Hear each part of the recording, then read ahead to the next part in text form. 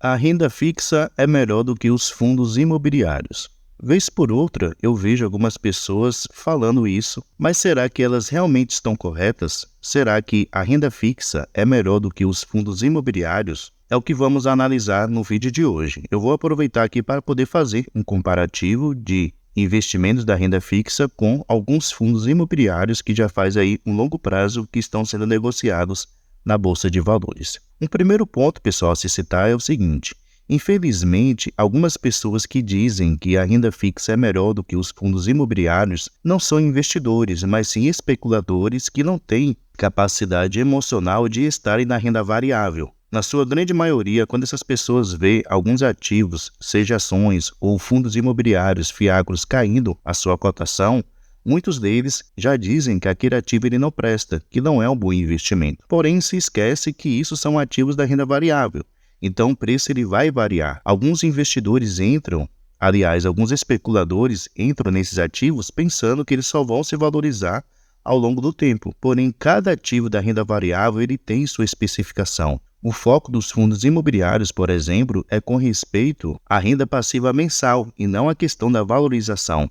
A valorização é uma consequência, o que pode acontecer, porém seu foco principal é justamente nos rendimentos que você vai receber mensalmente. Já as ações, que é outro tipo de investimento da renda variável, ele tem dois focos, que é a valorização dos papéis daquela empresa e também os rendimentos que aquela empresa ela pode pagar durante alguns períodos do ano. Então, os investimentos da renda variável é totalmente diferente da renda fixa. O que acontece é que muitas pessoas começam na renda variável sem ter o mínimo de conhecimento, sem ter o mínimo de capacidade emocional de ver muitas vezes o seu patrimônio cair, mas não se lembram que o cenário pode mudar. Assim como ocorreu uma desvalorização no preço dos seus ativos, também pode ocorrer uma valorização a longo prazo daqueles ativos. Por esse motivo que muitas vezes eu vejo aqui alguns comparativos que nem faz sentido algumas comparações de renda variável com a renda fixa, porque muitas vezes quem faz esses comparativos pega fundos imobiliários que não estão em um bom momento só para tentar provar que a renda variável, os FIIs, não são bons investimentos. Porém, o objetivo desse vídeo é mostrar totalmente ao contrário, mostrar que os fundos imobiliários são sim bons investimentos, porém depende bastante quais ativos você vai investir. Realmente, nem todos os fundos imobiliários e também nem todas as ações são boas a longo prazo. Eu estou nesse site aqui, Mais Retorno. Ele faz um comparativo de vários ativos ao mesmo tempo. Então aqui ele faz comparativo de fundos de investimento, ações, FIIs, tesouro direto, debêntures, entre outros investimentos que atualmente temos disponível para poder fazer. Aqui embaixo eu peguei, pessoal, fiz comparativo de 5 investimentos. Então eu peguei aqui o índice CDI, que ele está disponível aqui desde o ano de 1986, e 4 fundos imobiliários.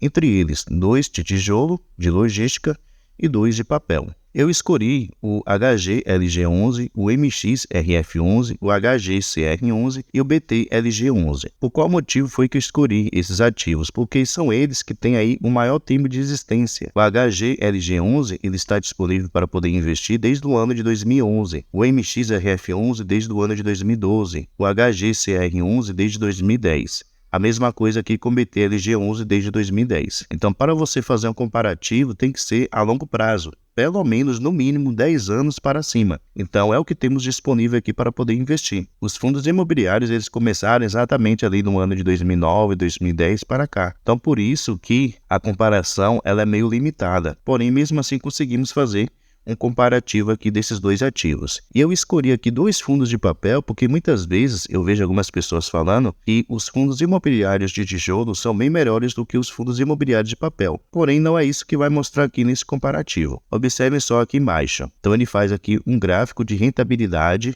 Ele pega aqui, deixa eu ver aqui o seu início, foi no mês 5 de 2012 até agora. Eu pegar aqui dia 4 de 11 de 2024. Então, ele mostra a rentabilidade desses 5 ativos durante todo esse período. O CDI, ele é essa última linha aqui, essa esverdeada. E vocês podem perceber que essa linha que indica o índice CDI, ele sobe sem ter variação, até porque ele é da renda fixa, então não tem a variação que os fundos imobiliários, como vocês podem ver, eles variam muito mais. Porém, mesmo assim, se pegarmos aqui no seu final, no dia 4 de 11 de 2024, vocês podem ver que o índice CDI ele foi o que rendeu menos, rendeu 198%. Desde lá, de 2012 até agora, 2024. Vocês podem notar que o MXRF11, um fundo de papel, rendeu 336%, o HGLG11 rendeu 327%, o HGCR11, outro fundo de papel, rendeu 295%,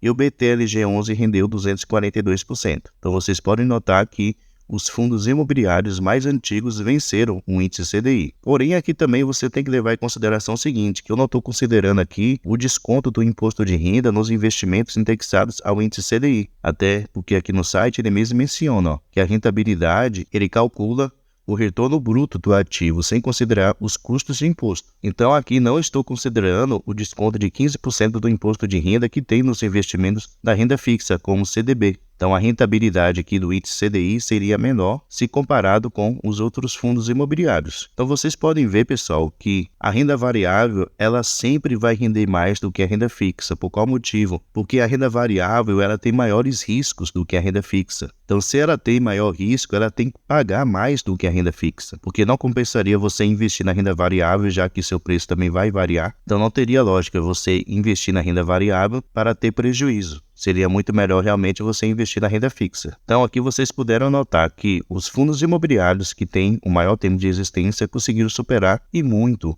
investimentos da renda fixa. Então essa conversa que muitos têm aí de que a renda fixa ela é melhor do que a renda variável, estou mostrando que essa não é a realidade. Ela talvez seja melhor para pessoas que não têm o emocional preparado para lidar com a desvalorização muitas vezes dos seus ativos.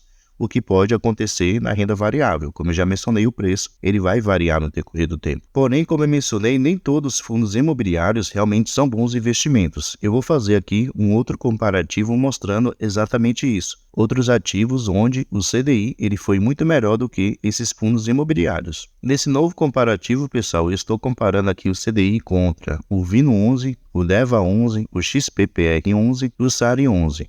Aqui temos 3 fundos imobiliários de tijolo e um de papel. Se descermos aqui, podemos notar o seguinte, que todos eles ficaram com uma rentabilidade negativa. Porém, aqui só estamos comparando, o site ele tem sua limitação, até pelo tempo de existência desses fundos. Então, como eu mencionei, quando mais tempo tiver o fundo imobiliário, melhor para a gente fazer o comparativo. Então, ele compara aqui no mês 12 de 2020 até agora, dia 7/11 de 2024. Podemos ver que o CDI durante esse período ele rendeu 45%. Já o DEVA11 ele ficou negativo 32%, o SARI11 negativo 38%, o VINO11 também 38% e o XPPR11 77%. Então esses fundos imobiliários aqui, eles não superaram o índice CDI. Então realmente, como eu mencionei, nem todos os fundos imobiliários são bons para você investir. Você tem que analisar bastante para que você tenha uma rentabilidade positiva e não negativa. E a principal questão desses fundos imobiliários aqui, pelo menos os de tijolo, foi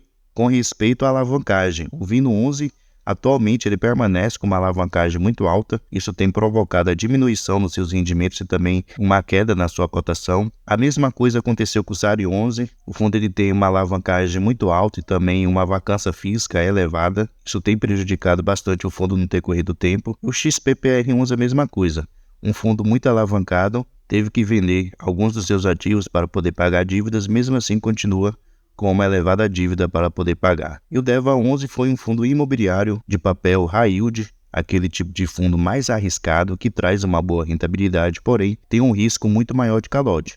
E foi exatamente o que aconteceu com ele. Vários calotes ao mesmo tempo e isso prejudicou bastante. Então, se você fizer um comparativo desses fundos imobiliários que estão negativos com aqueles que eu mostrei que estão positivos, você vai conseguir ver uma grande diferença. Os outros fundos que eu havia mostrado são fundos que têm uma quantidade muito boa de imóveis, não são fundos alavancados, são fundos que têm bons inquilinos e também têm uma boa gestora por detrás deles. E o fundo de papel que eu havia mostrado, que foi o HGCR11, tem uma boa gestora por detrás do fundo e também o fundo ele é high grade, não é aquele tipo de fundo arriscado. Então a gente consegue ver quais tipos de fundo a gente tem que priorizar no nosso portfólio de fundos imobiliários e aqueles que a gente tem que excluir. A gente não tem que investir o nosso dinheiro nele. Então, pessoal, de modo geral, os fundos imobiliários geralmente eles rendem bem mais do que o CDI. Porém, isso dependerá bastante de quais fundos imobiliários você tem no seu portfólio, quais ativos que você investe. Se você escolher ativos ruins, sua rentabilidade vai ser negativa. Porém, se você escolher bons ativos, a longo prazo a sua rentabilidade vai ser positiva. Beleza? Pessoal, muito obrigado pela sua atenção e até a próxima.